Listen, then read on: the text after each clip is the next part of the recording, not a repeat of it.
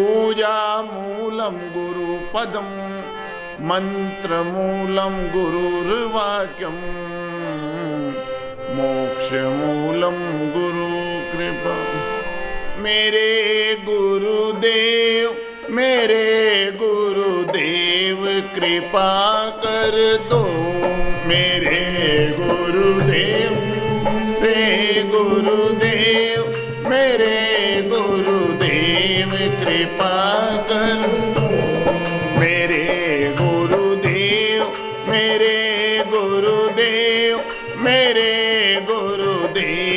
दया कर दो।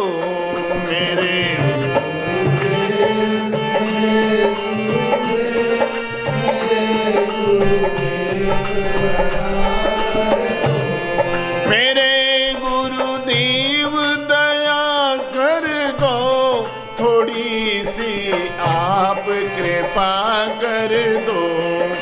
मेरे गुरुदेव दया कर दो। थोड़ी सी आप कृपा कर दो। मेरे गुरुदेव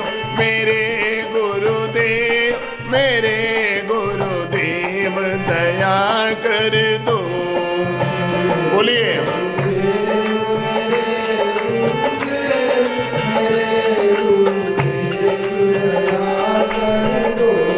हरे रामा हरे रामा हरे रामा हरे हरे।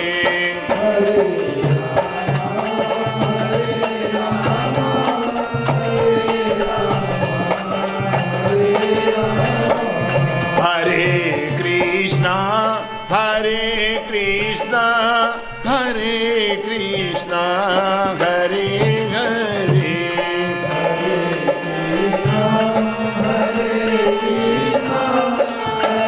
जय हो। हरे रामा हरे रामा हरे रामा रे हरे हरे।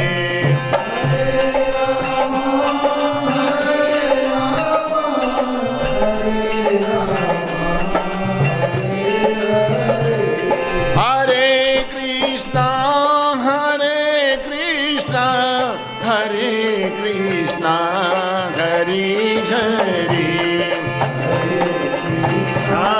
हरे कृष्णा हरे।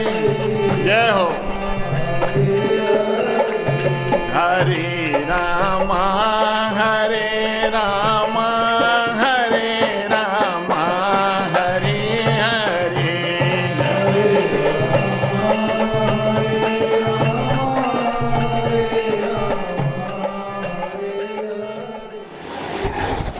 प्रातः स्मरणीय परम पूज्य सद्गुरुदेव भगवान के पावन चरणों में वंदन करते हुए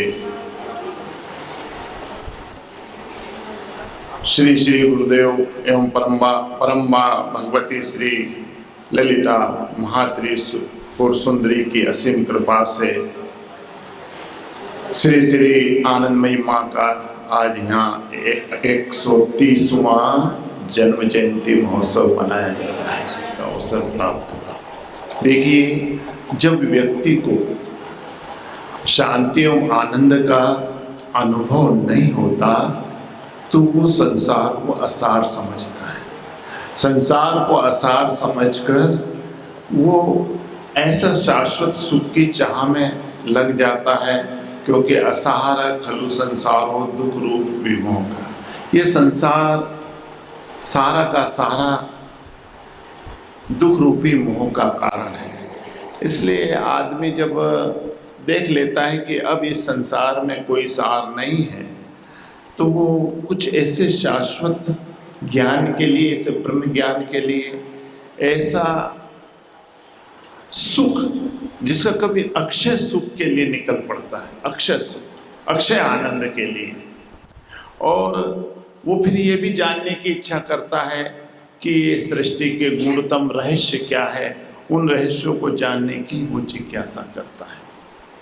वह निरंतर इस चिंतन में लगा रहता है कि वो जानना चाहता है कि सृष्टि का आखिर आधार क्या है, कौन है इस सृष्टि का संचालक। इस सृष्टि इतना बड़ा संसार जगत है, ये कैसे संचालित होता है, क्या जीव है, कौन ब्रह्म है, चेतन क्या है, अचेतन क्या है। कई प्रकार के उसके अंदर प्रश्न उठते हैं जब वो संसार को असार समझता है। जड़ चेतन क्या है, जीव क्या है, ब्रह्म क्या है, इनमें भेद क्यों, ऐसे विचार उसके मन में आते हैं।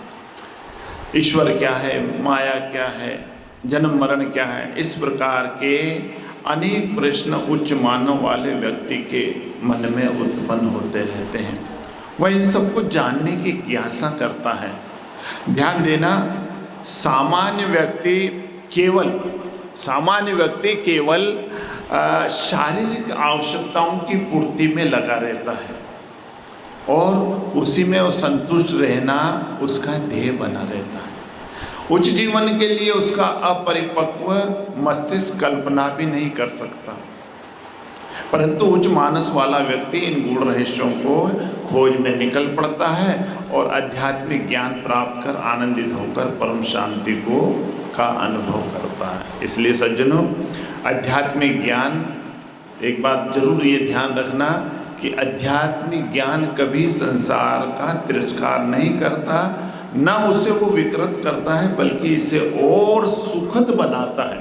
सुखद तो उसकी पहचान कभी भी भौतिक साधनों से आंकी नहीं जाती, वह उसकी उच्च मानसिकता एवं आध्यात्मिक उपलब्धि से ही आंकी जाती है, चाहे वह भौतिक साधनों में कितना ही क्यों न विपन्न हो। इसलिए आध्यात्मिक ज्ञान सृष्टि का सर्वोत्कृष्ट ज्ञान माना गया है।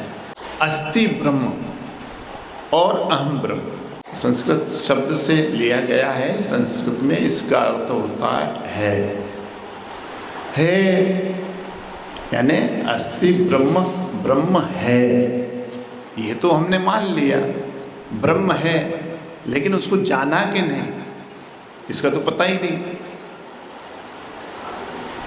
ब्रह्म है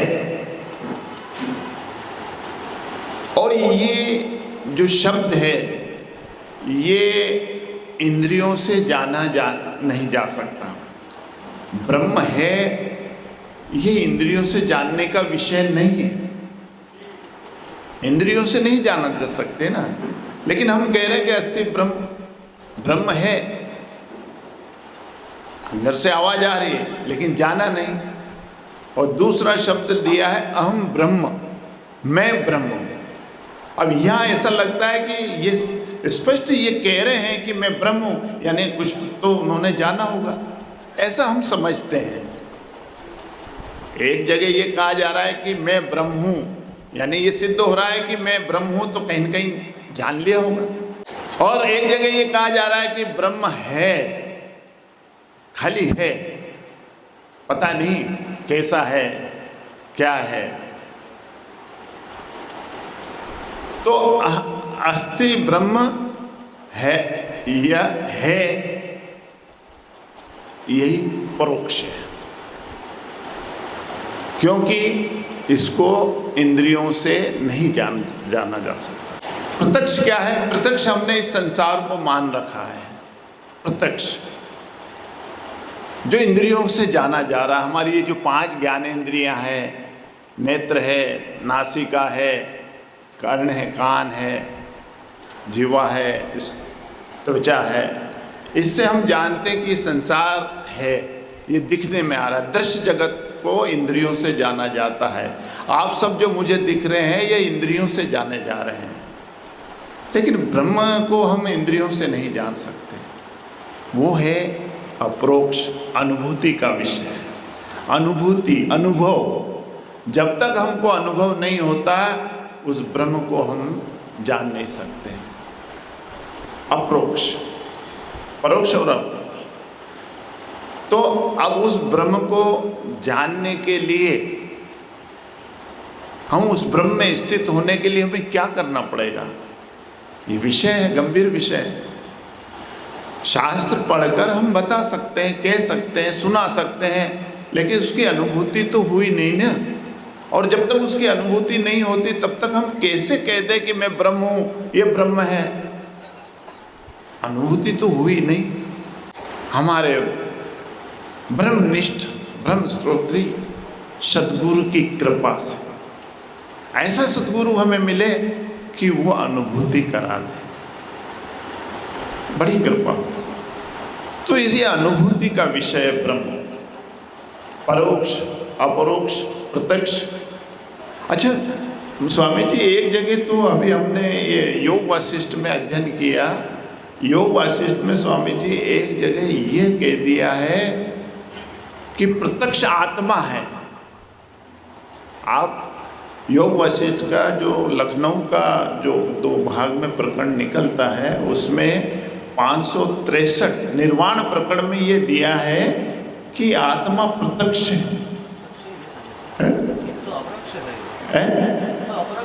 आत्मा प्रत्यक्ष है क्या? प्रत्यक्ष ही है। हाँ, प्रत्यक्ष है। लेकिन हम प्रत्यक्ष इस जगत को देख रहे हैं ना महाराज जी, इसलिए भ्रम पैदा हो रहा है। आत्मा प्रत्यक्ष है बिल्कुल, लेकिन हम जब हम ये कहते हैं कि प्रत्यक्ष ये संसार दिख रहा है, तो फिर प्रत्यक्ष संसार है तो आत्मा प्रत्यक्ष क्यों नहीं दिखाई देती स्वामी जी? ये प्रश्न उठता है जी। तो ये अंदर ऐसा लगता है। तो योग वासिष्ठ में कहा है कि आत्मा प्रत्यक्ष है। कब प्रत्यक्ष है? जब आपका अंदर से सारा संसार का निर्मूल हो गया, मतलब संसार रहा ही नहीं। संसार जब बिल्कुल लेश मात्र भी नहीं रहेगा, उस समय आपको ये लगेगा कि केवल आत्मा ही प्रत्यक्ष है। फिर आत्मा ही आत्मा है, संसार रहा ही नहीं। समय हो चुका है शायद, है ना स्वामी जी? तो आगे फिर इसकी चर्चा और करेंगे क्योंकि समय का तो बड़ा अभाव है। तो मैं इतना सा कहना चाहूँगा कि हम ब्रह्म है, मैं ब्रह्म हूँ, हम ब्रह्मास्मि तत्त्वमसि, अयम आत्मा ब्रह्म, प्रज्ञानाम ब्रह्म कह सकते हैं। मैं पढ़कर सुना भी सकता हूँ, लेकिन इसके बारे में हमको चिंतन करना पड़ेगा, विचार करना पड़ेगा कि ये वेदों के जो महावाक्य है, वेदांती महावाक्य है, आखिर इसमें क्या है। उस रहस्य को जानने के लिए इस प्रकार हमें सत्संग करना पड़ेगा और सत्पुरुषों, महापुरुषों, विद्वानों की संगत करना। हरि बोल।